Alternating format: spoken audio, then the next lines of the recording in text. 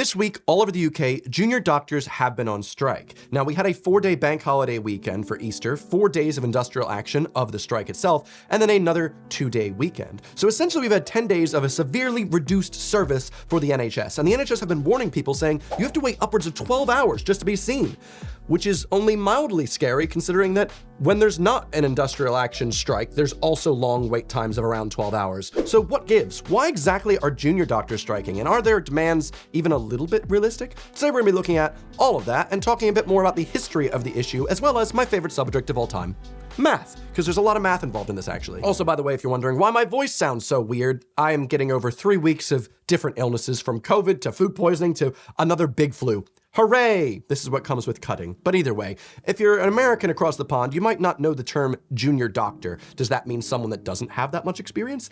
Not really. Junior doctors actually make up 45% of the NHS workforce. That's a huge proportion. So if you've ever been treated by the NHS, gone to a GP or gone to a hospital, there's a pretty high chance that 1 or 2 of the people that helped you along the way were junior doctors. And that doesn't mean that they've just started becoming a doctor. Sure, when you start and you finish your 5 years of medical school, you are deemed a junior doctor in the foundation, second foundation. There's a lot of steps. However, you can still be deemed a junior doctor even after 10 years of work. It's only eventually you get to the level up of consultant or you specialize. Personally, I wish we could all just refer to them as doctors and then maybe the consultants as super doctors, AI Max or something. I don't know. It's marketing in me. But long story short, junior doctors are incredibly important to the NHS system and are not inexperienced in the slightest, the opposite. So here's the problem. Over the last 14 years, junior doctors have received a cumulative pay rise of 16.9%. And as of the 2016 contract, a basic pay for a junior doctor starts at £14.09 an hour.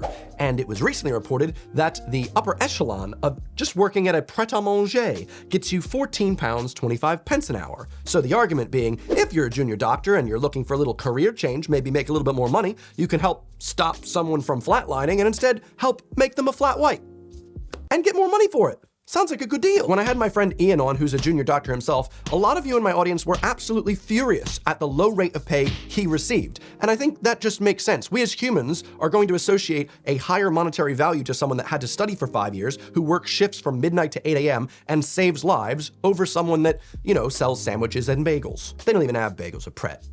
They don't even have bagels at Pret! And this is absolutely not to say that people at Pret should not be paid as much as they are. No. The converse. People in the NHS should be paid more. In 2018, the Conservative government so gracefully provided all NHS staff with a 3% pay rise every year over the next 4 years. Well, except they left out a huge chunk of NHS staff, the ones that are doing a huge majority of the work, the junior doctors. They were actually just given a standard bare bones 2%. Just a 1% difference, but that adds up, especially considering that they hadn't received many pay rises over the last 10 years as well. Now, I don't know if you've seen the news recently, but inflation in the UK has been at an all-time high, a 41-year high. The average of the last 6 months has been in the double digits at around 10 to 12%. And what that means is that if you are not receiving a pay rise that is around the same amount of inflation or more, you've effectively received a pay cut in your purchasing power. Now just imagine that, except compound it over 14 years, and that's essentially what's going on with junior doctors right now. The argument the British Medical Association, or BMA, essentially the trade union for UK doctors, has been making is that over the last 14 years, junior doctors have been working just as hard, if not arguably more so due to the pandemic. However, they've received a significant decrease in pay and the value that their money is worth, 26.1%. That's massive. And the BMA didn't want to have to strike, but they presented the situation to the current Conservative government, who essentially didn't even come to the table. Well, what were the demands that made the Conservative government turn away so quickly? Well, it turns out because they've said that we've lost 26.1% of our wages as UK junior doctors, we want a 35% pay rise, not essentially to get more money, but to bring us up to the value that we were receiving in 2008. So they're not even asking for more money. They just want to have at least a return to normalcy, the rate that they were receiving in 2008. But some of you that are less math inclined might be a bit confused here. Wait, so they have a 26.1% decrease in value. Why are they asking it for 35%? That's a massive number. Well, let me explain it to you simply. Let's just say I give you £100 in 2010, and I say I'd like that same value back in 2020. Now let's say that inflation over those 10 years was 25%. That means the value of that £100 has gone down 25%. So you can multiply it by 75%, or 3 over 4, and get £75. That's how much the value is now. However, ask for the same exact value back, and so we need to multiply that 75 pounds by a number to get back to 100. If you say, oh, it's 25% inflation, so just multiply it by 0.25, no, that comes out to around 93, so not quite. You actually have to do the reciprocal. I just like math, guys. Instead of 75% or 3/4, just flip it. Now it's 4/3. Multiply that by 75, and what do you get? 1.333 or 33%. So in the original example, junior doctors' wages are worth 26.1% less, meaning that if you do 73.9% over 100 and then flip that and then multiply it, you're gonna get 35%. That's how they did the math. It's all fair. They just want to get their value back to 2008's levels. And that doesn't even factor in the hundreds of thousands of dollars of student loan debt in order to provide their life-saving service. But this is actually incredibly crucial to the story. That is going to be coming up again. So what exactly is the opposition on this issue then? Well, the current health secretary of the conservative government basically won't even come to the bargaining table, stating that the 35% number is just unreasonable. And I would agree that it is unreasonable that we have not paid our important NHS staff for so long, over 14 years, to get to the point where we need to recoup them that amount. But he actually has a different argument. He's saying 35% is just too large because the BMA is using the retail price index, a bit of an outdated index. Don't be mad at me, statisticians. In regards to judging inflation, we should be using more of a modern day one, such as the CPI, Consumer Price Index, or one that includes housing, the CPIH, because the CPI, which is one that's used all around the world, whereas the RPI seems to mostly be an outdated one from World War II just within the UK, the Retail Price Index, well, that one is significantly higher all the time. And so by using the RPI, it means that it looks as if the wages and the value that they've been paid is going to be at 26% as opposed to a more reasonable 11 to 16%. Both of these are just estimates of inflation though, and the purchasing power that our money has. But does that mean that the BMA is being a bit unreasonable by using the larger number? No. You see, they have an incredibly good trap card, counter-offensive to this. You see, the government loves having its cake and eating it too, despite the possibility for weight inflation. And even though they don't seem to support doctors, they do support doctoring the numbers when it's in their favor. Even though the Retail Price Index, the RPI, is supposed to be phased out by 2030 as use as a national statistic, and the Office of National Statistics themselves say it's not really a good measure of inflation anymore due to its many weaknesses, well, the UK government do still employ it, but specifically when it comes to fees you owe them. I'm not working for the government, I don't know why I did that. Prices of train tickets going up? Let's link that to the RPI. It's a larger number than the CPI. Prices of alcohol duty, tobacco duty, car tax, air passenger duty. Oh, you know what else? How about student loans? So if you are a junior doctor and you've got hundreds and thousands of dollars worth of student loan debt that you have to pay back to the government, well, what should we charge the interest rate? How about we peg it to the largest index, RPI? That's what the government has done, or do 3% plus RPI. That way we get the most money to fatten up that nice government coffer. But what about when the government has to pay you? What about some benefits? I don't know, for instance, universal credit, housing benefits, those type, let's link that one to CPI. The number's smaller. That way the government doesn't have to pay you as much. It's such a transparent scheme. Do you not see the relevance of specifically choosing the higher number when you have to pay them versus the smaller number when they have to pay you? It's like that neighbor you had of yours that would always change the rules of the game you're playing to make sure they always won. Just shit. So the BMA is rightfully arguing that if the government is pegging the interest on their student loans off of RPI, then they have every right to peg their wage increase off of RPI.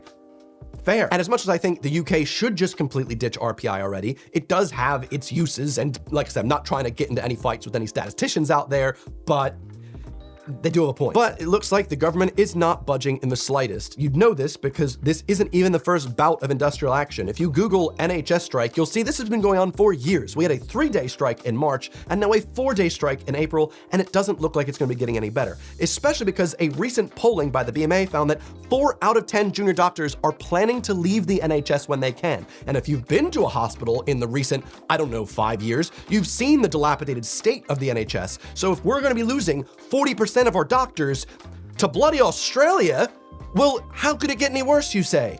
Welcome to the Tory government. Now, I know there's gonna be a lot of Tory supporters out there in my comment section whipping out their dick to pee in all of our cornflakes while saying, Tories don't wanna pee in our cornflakes, as the stream continues to flow. Just as saying, Tories don't wanna dismantle the NHS while they actively work to dismantle the NHS. It's just gross, but it's just part of their playbook, so you just gotta get used to it. Now, politics aside, it's been shown that 73% of the British public support linking the salaries of our NHS staff to inflation.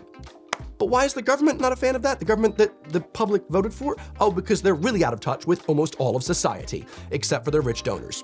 That's just the way it is. See, people always go, Evan, you always make all these videos about US bad. UK bad sometimes too, when they're destroying one of the best institutions we have. Our universal healthcare used to be one of the best parts about living in the UK, and the Tories have actively been working to destroy it from the inside out, to make it feel like it's always been bad, when it really hasn't. They have been bad. I got really loud there, I'm sorry. I'm gonna have to do a lot of audio editing for this. We have such a clear vision of how this can go wrong by just looking at the US and looking how horrible that system is, and yet Tories are very happy to have that happen. Tasty, tasty. The thing is, we're already experiencing such a massive shortage in NHS staff, and anything else to further make this issue worse is just, it womps. Bringing it back, recess. And it makes sense that such a large proportion of the British public support raising the wages for our NHS staff. They're helping us most in our time of need, and we shouldn't be helping them back by giving them an applause once a week during the pandemic or giving them 10% discounts on a flat white. That's not the UK I want to live in. If public service employees' wages were pegged to inflation, we wouldn't have to have this conversation every single year. We wouldn't have to have strikes, whether that be in healthcare or even the London Underground always having strikes because they're always having to have negotiations, as opposed to just pegging it to inflation at least. And that way, we don't have to have that. Everything just runs smoothly, and there we go, problem solved. Supposedly that would cause a death spiral of inflation. Supposedly. But we don't know unless we try. And at least we could say we paid people fairly. The thing is, we're going to be driving away the small amount of doctors that we have here. The best thing we can do is make being a junior doctor an exciting role again to stay in the UK and work for the NHS. I know it's a difficult battle to try and convince people not to move to Australia for higher pay, but at the very least, we can pay junior doctors more than someone working at a sandwich shop. Because who knows, in the future, there might not be enough doctors left, and so the only way you're gonna have that baby is having it in a manger, because the only doctor we had left is working at a manger. And that's the pun. The pun hurt me. Now, I am making a part 2 to this video in the near future about dentistry in the UK, which is, if you can imagine it, an even worse situation. So be sure to subscribe for that. Other than that, hope you're keeping well. Watch another video of mine if you'd like. Otherwise, I'll see you next Sunday, as I always do. Haven't missed a video in 11 years. Goodbye.